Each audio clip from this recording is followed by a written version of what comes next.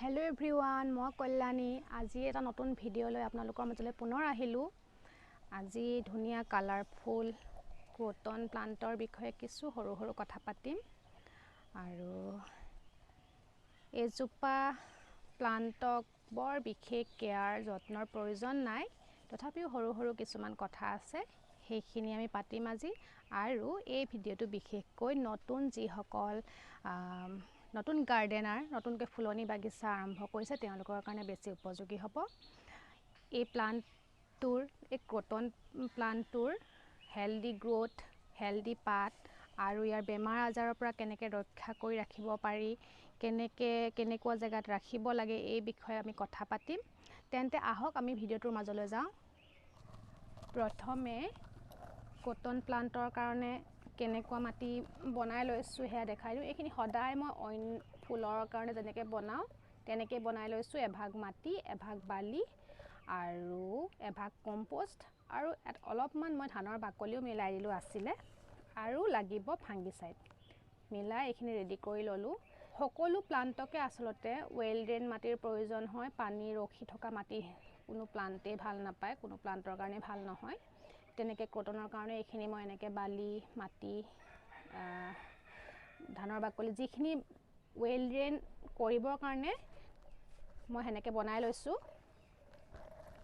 আৰু প্ৰথমে এটা প্লান্ট মই আজি ৰুম এইটো এটা আনিছোঁ নতুনকৈ এইটো মই ৰুম। এইখিনি মোৰ আগৰে নিজৰ আছিলে আৰু ইয়াৰ আজিকালি বহুত ধুনীয়া ধুনীয়া ভেৰাইটিজ ওলাইছে, বহুত ধুনীয়া ভেৰাইটি আছে যিটো এতিয়া বৰ্তমান সময়ত এই ক্ৰোটনে বহুত সমাদৰ পাইছে ফুলনি বাগিচাসমূহ সকলোৰে মাজত, ফুল ভাল পোৱা লোকসকলৰ মাজত।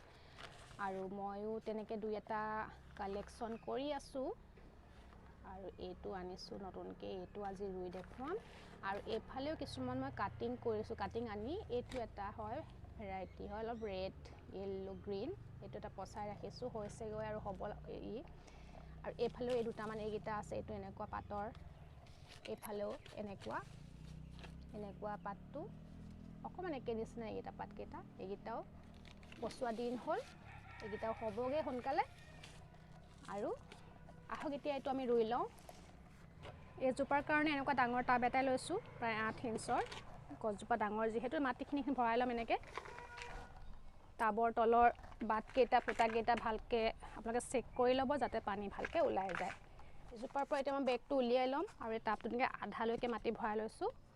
এইটো বেগটো মই কাটিয়েই দিছোঁ, অকণ উলিয়াবলৈ অসুবিধা হৈছে এনেকৈ। অসুবিধা হ'লে আপোনালোকে জোৰ কৰি নলিয়াব, পেকেটটো কাটিয়েই উলিয়াব। এই চাওক শিপা হৈছে, তললৈকে শিপা হৈ আছে এইবোৰ।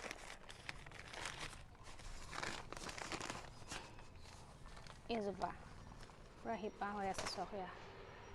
এইখিনিতে মই বেছি একো নকৰোঁ, অকণমান কৰি জাষ্ট বহাই দিম টাবটোত। শিপাবিলাক বেছি এৰুৱাই বা মাটিটো এৰুৱাই শিপাবিলাকক ডিষ্টাৰ্ব নকৰিব।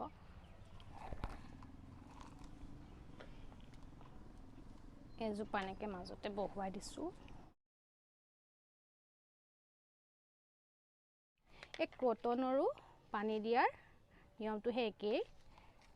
আপোনালোকে সদায় মাটি চেক কৰিব, ওপৰৰ মাটি 1 ইঞ্চি বা 2 ইঞ্চি মাটি শুকাব তেতিয়া পানী দিব। আৰু পানী যেতিয়া কম হ'ব, এনেও দেখিব ক্ৰোটনৰ পাতবিলাক অলপ ওলমি যোৱাৰ নিচিনা হয়, তেতিয়া গম পাব পানী কম হৈছে। আৰু যদি পানী বেছি হয় তেতিয়া কি হ'ব, পাতবিলাক সৰি যায়। পানী যেতিয়া বেছি হ'ব পাত সৰিব, তেতিয়া গম পাব। পাত সৰিলে গম পাব একো যদি অন্য কাৰণ নাথাকে, বেমাৰ নোহোৱাকৈ পাতবোৰ সৰিবলৈ ধৰে, পানী বহুত বেছি হয় বুলি গম পাব। আৰু ইয়াৰ এই আগবিলাক ব্ৰাউন কালাৰ হৈ শুকাই যাব এনেকৈ। মোৰ প্লান্টকেইটা তেনেকুৱা একো হোৱা নাই, ধুনীয়া হেল্ডি হৈ আছে। পানীটো সদায় চেক কৰি দিওঁ মই। এনেকৈ ৰোৱা হৈ গ'ল পানী, কথাটো সেয়াই। এজোপা মোৰ ৰোৱা হৈ গ'ল, এজোপা ইমান ধুনীয়া দেখিছেনে। আৰু ইয়াৰ যে ইমানেই ধুনীয়া ধুনীয়া ভেৰাইটি আছে, কিছুমান ইমান ধুনীয়া ধুনীয়া পাতবিলাক আছে, কিছুমান বহুত কাৰ্লি নিচিনা পাত আছে আৰু সেইবিলাক দেখিলে সকলো লওঁ নিচিনাই লাগে। আৰু এই ক্ৰোটনজোপাৰ এই পাতৰ কালাৰবিলাক ধুনীয়াকৈ ৰাখিবলৈ সদায় ব্ৰাইট পোহৰত ৰাখিব আৰু আগবেলা ৰ'দটো দিব পাৰে, আগবেলা ৰ'দ দিলে ভালেই হয়। মৰ্ণিঙৰ যিটো ৰ'দ ৰাতিপুৱাৰ পৰা ৩-৪ ঘণ্টা ৰ'দ দিলে পাতবিলাকৰ কালাৰ আৰু ধুনীয়া হ'ব। আৰু ঠাণ্ডা দিনত আপোনালোকে গোটেই দিনো ৰ'দত ৰাখিব পাৰে। মই ৰাখি থওঁ এইজোপা মই গোটেই ঠাণ্ডা দিনৰ ৰ'দতে থাকে। এতিয়া গৰম দিনকেইটা ৰ'দ বহুত বেছি কাৰণে পাতবোৰ জ্বলি যায়, সেইকাৰণে মই ঘৰৰ ছাঁহত ব্ৰাইট পোহৰত ৰাখিছোঁ এই গোটেইকেইটা। কিন্তু ঠাণ্ডা দিনত মই ফুল ছানলাইটতে ৰাখোঁ। দিনৰ সম্পূৰ্ণ দিনৰ সূৰ্যৰ পোহৰ বা ৰ'দ য'ত পৰি থাকে বেলকনিতে ৰাখি থৈ দিওঁ, ধুনীয়া হৈ থাকে। তেনেকৈ ৰাখিব পাৰে ঠাণ্ডা দিনত। আৰু গৰম দিনত খালি পূৰা চোকা ৰ'দৰ পৰা বচাই ৰাখিব, পাতবোৰ জ্বলি যায়। কটন প্লাণ্টত এই মিলিবাগৰ এটা সমস্যা হয়। মিলিবাগ যিটো বগা সৰু যে পোক হয়, কপাহৰ নিচিনা সৰু সেই বেমাৰটো খুব লাগে কটনবিলাকত। পাতৰ গুৰিয়ে হয়। মোৰ এইজোপাত এই গোটেইকেইজোপাতে মোৰ প্ৰায় এবাৰ যোৱা বছৰ লাগিছিলে। পাতৰ ঠাৰিবিলাকৰ গুৰিত, গা গছবিলাকত তেনেকুৱা হ'লে মানে কি হয়, লগে লগে আপোনালোকে যিকোনো পেষ্টিচাইড বা নিম অইলটো ভাল হয় আনি স্প্ৰে কৰি দিব। তাহাঁতক গুচুৱাই অঁতৰাই চাফা কৰি দিব। এনেকুৱা লিকুইড চপ যি থাকে, ভিমবাৰ বা বাচন ধোৱা লিকুইড চপ, সেনেকুৱা অলপ লৈ গুলি পানীত ব্ৰাছ এডাল লৈ, পুৰণা টুথব্ৰাছ এডাল লৈ ব্ৰাছ কৰি আঁতৰাই দিব। মই তেনেকৈ আঁতৰাই দিলোঁ, তাৰপিছত স্প্ৰে কৰিলোঁ। কৰাৰ পাছত সেইখিনি চাফা হ'ল। তাৰ পাছত গছকেইজোপা ভাল হ'ল। সেই বেমাৰটো লাগি থাকিলে গছকেইটাই ভালকৈ গ্ৰ'থ কৰিব নোৱাৰে, পাতবিলাক বেয়া হৈ যায়। আৰু সেইকাৰণে সেই মিলিবাগটো খুব হয়। আপোনালোকে সেই মিলিবাগৰ পৰা বচাই ৰাখিব ইহঁতক। বেমাৰ সেইটোৱে বেছি লাগে। আৰু ফাৰ্টিলাইজাৰ আপোনালোকে দিব পাৰে মাহত এবাৰকৈ। শুকান গোবৰ এমুঠিকৈ বা কেঁচুসাৰ দিব পাৰে গুৰিত। কিন্তু তাতকৈ বেছি ভাল কি জানেনে? শুকান গোবৰ বা কেঁচুসাৰ এমুঠি 1 লিটাৰ পানীত তিয়াই ৰাখিব এদিনৰ কাৰণে, 24 ঘণ্টাৰ কাৰণে তিয়াই ৰাখি তাত অকণমান ফাংগিচাইড মিলাই প্ৰতিটো টাবত প্ৰায় 1 গিলাচ 200 ml বা 250 ml সেনেকুৱা পৰিমাণে দি দিব মাহত এবাৰ। তেতিয়া তাহাঁতৰ গ্ৰ'থটো বেছি ধুনীয়া হ'ব। আৰু আপোনালোকে এই সৰিয়হৰ যিটো খলি পায়, মাষ্টাৰ্ড কেকটো পায়, সেইটো লিকুইড বনাই দিব পাৰে। গৰম দিনত সেইটো ইউজ নকৰিব পাৰিলে। গৰম দিনকেইটাত বেছি গৰম পৰিলে ফাৰ্টিলাইজাৰ ইউজ কৰিব নালাগেই। মাৰ্চ, এপ্ৰিল, মে' তেনেকুৱাত ইউজ কৰিব। আৰু এই জুন, জুলাই মাহকেইটাত খুব গৰম বেছি হয়, ফাৰ্টিলাইজাৰটো কম ইউজ কৰিব। ফাৰ্টিলাইজাৰ নিদিবই এনেকুৱা প্লাণ্টবিলাকত, যিহেতু অলপ গৰম হয়। এই সৰিয়হৰ খলিটো অলপ গৰম হয়, গৰম দিনত দিব নালাগে। আৰু ঠাণ্ডা দিনকেইটাতো আপোনালোকে সেনেকৈ লিকুইড ফাৰ্টিলাইজাৰ বনাই মই কোৱা পৰিমাণ মতে দিব পাৰে। গছজোপাৰ হেল্ডি গ্ৰ'থ হ'ব, পাতৰ কালাৰ ভাল হ'ব, পাতবিলাক ধুনীয়া হ'ব।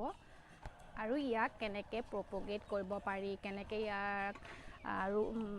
ইয়াক বঢ়াব পাৰি, পুলি কৰিব পাৰি, ইয়াৰ কাটিঙেই কৰা হয়। কাটিং কৰি মাটিত পচাব পাৰি, পানীত তিয়াই ৰাখি পুলি বনাব পাৰে। পানীত তিয়াই ৰাখিলেও ধুনীয়াকৈ শিপা হৈ আহে। শিপা হৈ অহাৰ পাছত আপোনালোকে মাটিত ট্ৰান্সপ্লেণ্ট কৰিব পাৰে। আৰু মাটিটো পচাই ৰাখিব পাৰে, নতুবা বালি মাটি মিক্স কৰি তেনেকৈও পচাই ৰাখিব পাৰে। ধুনীয়াকৈ শিপা হৈ যায়। খালি বেছি পানী, কাটিং কৰাৰ পাছত বেছিকৈ পানী দি মাটিখিনি বহুত বেছি তিয়াই নাৰাখিব। তেনেকৈ কৰিলে কাটিংটো গলি যায়। পানী চেক কৰি 2 দিনৰ মূৰে অকণ দিব। তেনেকৈ কৰিব। কাটিং তেনেকৈ কৰিব পাৰি। আৰু মোৰ এই গোটেই বাকী সকলোকেইটা কাটিঙে হয়, চব কাটিং পচাই কৰা। এইজোপা মেইন এইটো মাদাৰ প্লাণ্টটো মই পানীত তিয়াই কৰিছিলোঁ। ইয়াক কাটি পানীত তিয়াই শিপা হোৱাৰ পাছত মাটিত ৰুইছিলোঁ। তাৰ পাছত এইজোপা বহুত ওখ হৈ গৈছিলে। ওখ হৈ যোৱাৰ পাছত ইয়াতে মই কাটিলোঁ যোৱা বছৰ। এইটো আপোনালোকে চাব, এইখিনিতে মই কাটিলোঁ। কাটি এডালেই হৈ আছিলে। কাটাৰ পাছত তিনিওফালে 3টা ডাল ওলালে। 3টা নহয়, 4টা ডাল ওলালে। এইফালে এটা, এয়া 2টা আৰু এয়া মুঠতে 4টা ডাল ওলালে। আৰু ঘন হ'ল আৰু জোপোহা হ'ল। কটনৰ আপোনালোকে তেনেকৈ কৰিব। আগবিলাক কাটি দিব পাৰে, কাটিও জোপোহা কৰিব পাৰে। আৰু যদি বেছি দীঘলীয়া হৈ যায়, সেই ডালটো আধাতে কাটি জোপোহা কৰিব পাৰে। আৰু ইয়াৰ যিটো ডাল বহুত দীঘল হৈছিলে, তাৰে এটা ডাল কাটি কৰা এইটো একেজোপাৰে হয়। এইটো মই ইয়াতে পুতি ৰাখিছিলোঁ। পুতি থওঁতে ইয়াতে শিপা হ'ল। আৰু এজোপা সেনেকৈ ঘন হৈ গ'ল আপোনালোকে তেনেকৈ ঘন কৰিব পাৰে এনেকৈ আপোনালোকে কটনবিলাকৰ যত্ন লৈ কটনবিলাক হেল্ডি কৰি ৰাখিব পাৰে কটনবিলাক ধুনীয়াকৈ ৰাখিব পাৰে এনেকৈ কৰি চাবচোন যিসকল নতুন গাৰ্ডেনাৰ তেওঁলোকে কৰি চাব আৰু এইজোপাত মই পানী দিয়া নাছিলোঁ পানী দি দিলোঁ দেই তেন্তে আজিলৈ ভিডিঅ'টো সামৰিছোঁ ভাল লাগিলে লাইক কৰিব মোৰ চেনেলটো ছাবস্ক্ৰাইব কৰিব আৰু যদি কিবা ইয়াতে সুধিব লগা আছে মোৰ যদি কিবা ভুলো হৈছে আপোনালোকে কমেণ্ট কৰি যেন জনাই দিয়ে তেন্তে আজিলৈ সামৰিছোঁ বাই বাই